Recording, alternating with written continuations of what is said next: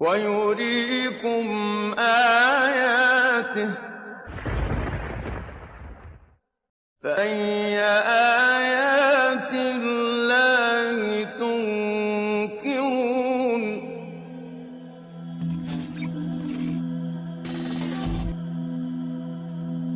ایک لمحہ کے لیے اپنے ارد گرد کے لوگوں کو دیکھیں اور ان کی خصوصیات کے بارے میں سوچیں۔ در حقیقت ان کی آنکھوں کا رنگ، بالوں کا رنگ، جلد کا رنگ، قد، چہرے کے خد و خال، ڈھانچہ اور ان کے اندرونی عضو، دماغ، نروز اور مسلز کے بارے میں بے شمار معلومات ان کے ڈی این اے میں درج ہوتی ہیں۔ ڈی این اے آپ کے جسم میں ایک معلومات ریکارڈ کرنے والے سسٹم یا پھر ڈیٹا بیس کی طرح ہوتا ہے۔ یہ ڈیٹا بیس اس خلیے کے بارے میں اور جسم کے باقی تمام خلیوں کے بارے میں معلومات محفوظ کرتا ہے۔ سب سے پہلے خلیے جو سپرم اور ایگ کے ملنے سے بنتا ہے کے ساتھ ہی ڈی این اے کی پہلی نقل تیار ہوتی ہے۔ یہ نقل پھر معلومات کو جسم کے ہر خلیے میں پہنچاتی رہتی ہے انسان کی موت تک۔ ڈی این اے قابل غور سائز کا مالیکیول ہے۔ اگر آپ کو معلوم ہو تو ایک عام خلیہ 1 ملی میٹر کے سویں حصے سے بھی چھوٹا ہوتا ہے، تب آپ اندازہ لگا سکتے ہیں کہ ہم اس سے بھی کہیں زیادہ چھوٹے سائز کی چیز کی بات کر رہے ہیں۔ ڈی این اے خلیے کے نیوکلس میں محفوظ ہوتا ہے۔ یہ مالیکیول انسانی جسم کے لیے معلومات کا بینک ہوتا ہے کیونکہ یہ جینز پر مشتمل ہوتا ہے۔ سب سے پہلا خلیہ ڈی این اے میں موجود معلومات کے مطابق مزید خلیوں میں تقسیم ہو جاتا ہے، لہٰذا عضلات اور عضو بننا شروع ہو جاتے ہیں۔ یہ ایک انسان کی شروعات ہے۔ اس پیچیدہ ساخت میں ربط ڈی این اے کے مالیکیول کی بدولت ہوتا ہے۔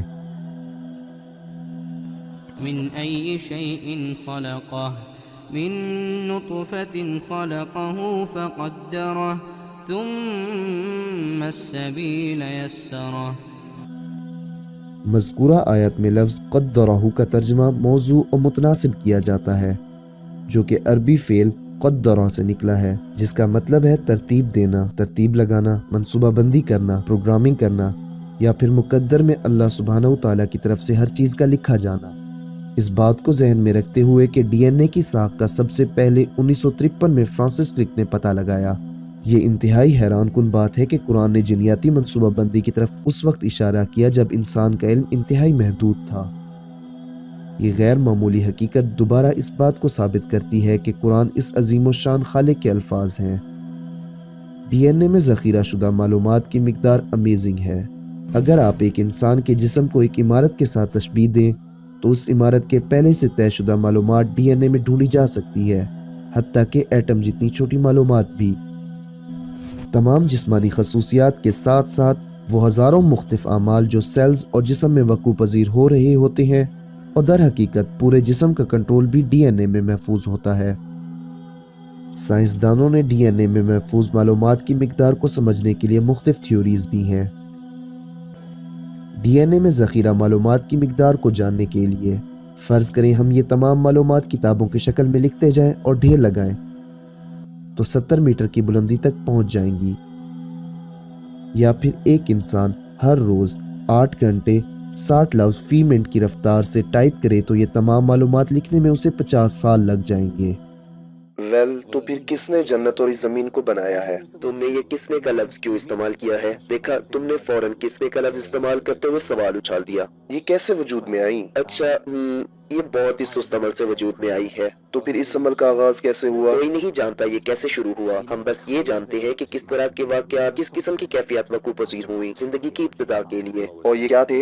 یہ آغاز تھا سب سے پہلے خود بخود اپنی نقل تیار کرنے والے مالیکیول کا۔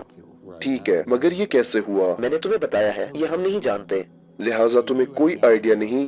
نہیں، کسی کو بھی نہیں معلوم۔ کسی کو بھی نہیں؟ نہیں۔ تمہیں کیا لگتا ہے، کیا ایسا ممکن ہے کہ کوئی انٹیلیجنٹ ڈیزائن موجود ہے جو جینیٹکس یا ڈارون کے ارتقاء کے کچھ مسائل کا حل دے سکے؟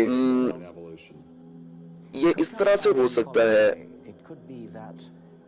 اس طرح سے کہ آغاز کے دنوں میں کائنات میں کسی جگہ ایک تہذیب ڈارون کے نظریے کی طرح کے کسی ارتقاء سے گزر کر بہت زیادہ ٹیکنالوجی کے اعلیٰ درجے پر پہنچ گئی اور زندگی کو وجود دیا، پھر اسے انہوں نے شاید ہمارے سیارے پر چھوڑ دیا۔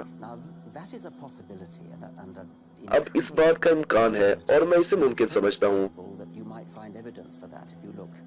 کہ آپ اس بات کا ثبوت پا سکتے ہیں اگر آپ ہماری کیمیائی مالیکولر بیولوجی کی تفصیلات کو دیکھیں، تو ہو سکتا ہے کہ آپ کسی قسم کے خالق کا نشان پالیں۔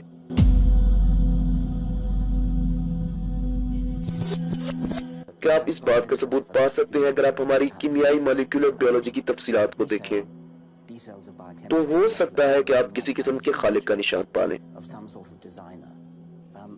اور یہ خالق جو کہ ہائر انٹیلیجنٹ ہے ہو سکتا ہے کائنات کے کسی کونے سے۔